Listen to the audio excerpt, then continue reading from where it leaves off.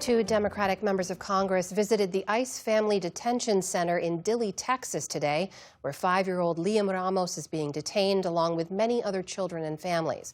Congressman Joaquin Castro posted this image of his meeting with Liam and his father and shared this update on his condition.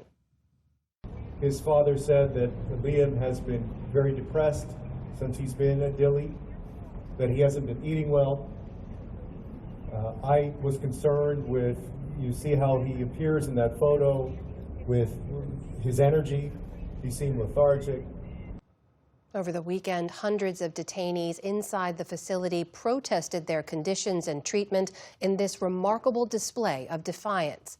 Immigration attorney Eric Lee was at the center that day, and I spoke with him earlier. Eric Lee, welcome to the NewsHour. Thank you for joining us. Thanks for having me. Hi. So I want to ask you about that day and those protests that you witnessed in a moment, but I want to start with the news today because you shared earlier that ICE put the entire Dilley facility on lockdown today. What does that mean when that kind of a place goes on lockdown, and what do you know about why that went into place? Well, it's because of the demonstration that took place today in Dilley. We also know that last night, guards burst into one of the women's dormitories, ordered everybody out of the room, stopped people who were in the middle of prayers, and rummaged through everybody's personal belongings to find any evidence of signs or participation in the planned protest for today. So there's no question that this was a significant attack on the First Amendment rights of all of the people in this facility. What it's looked like today, from what we have been hearing from many detained families, is that people are not allowed to leave their rooms. They were escorted to the lunch area for meals. And so this is the reaction of the Trump administration to individuals expressing their free speech rights, both inside these facilities and outside these facilities. So this weekend, I want to get to a piece of video that you recorded because I understand you were at the facility meeting with clients. You saw firsthand some of these images that we saw going viral, getting a lot of media attention and headlines. And you recorded this piece of video on Saturday. Just take a listen. Can you hear that?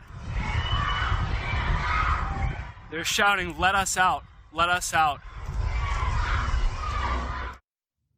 Eric, tell us more about what you saw, what you heard that day, and what prompted the protest in the first place. Well, I was visiting a family that I represent. Their name is El Gamal.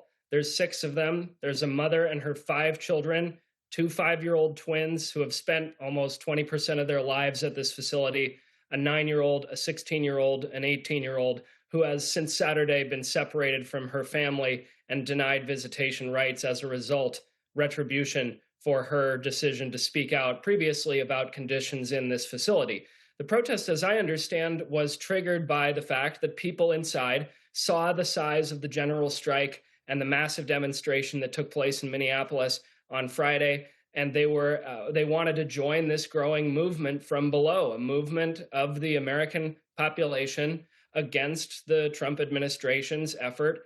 You mentioned the Al Gamal family that you represent. We should note their father was convicted of domestic terrorism. The family says they knew nothing about that. And as you mentioned, they've now been detained for months. Why are they being held? Are they being charged with something? What's the government's plan for them? The government has detained this family solely because of something that somebody else did. That offends every basic democratic principle upon which this country was founded 250 years ago this year. The individual responsibility is required for civil and other forms of incarceration in this country. This family, an immigration judge has determined that they did not know and that they could not have known what their husband/father was planning. They have publicly denounced the attack that took place in Boulder. The Trump administration, from the very beginning, has been punishing this family in a cruel and sadistic way. 5-year-old children, not because they did anything wrong, but because of somebody to whom they were related did. And that is not how things are supposed to work in this country. That's how things work in police states, where the regime punishes people because of their associations. And it's extremely concerning that this is being done to this young family. All they need is to get out. They have a supportive community in Colorado ready to welcome them home. An immigration judge denied them bond last week. because the children and the mom lack sufficient property and assets, among other things. How does a 5-year-old have property? He made that decision about each individual child. That's what's happening in the American immigration system. That's what immigration attorneys unfortunately see every day. To the American people, it's worse than you think. You shared online a photo drawn by what I understand is the youngest child in the Al-Gamal family. You posted it online. It shows the family behind bars and the caption, "Let us go." So from your perspective, Eric, if immigration judges are denying bond here, if this is the system as it's working right now, what's the recourse for a family like this or others? I think in the medium and long term, and actually even in the short term, it's the development of this mass movement of the population of this country standing up, stepping forward. Change and reform isn't possible within the framework of the present political establishment. Press conferences by politicians are great, but they go away after the midterms. Things stay the same. Dilley was founded by Obama and kept open by Biden for 3 years. What's required is this mass movement from below, which we're beginning to see in this country. That has to continue to find independent expression.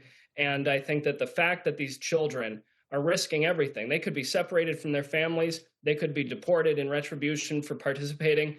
If they're standing up and speaking out, then that is a message to the population of the country and the world. Immigration attorney Eric Lee joining us tonight. Eric, thank you for your time. We appreciate it. Thank you.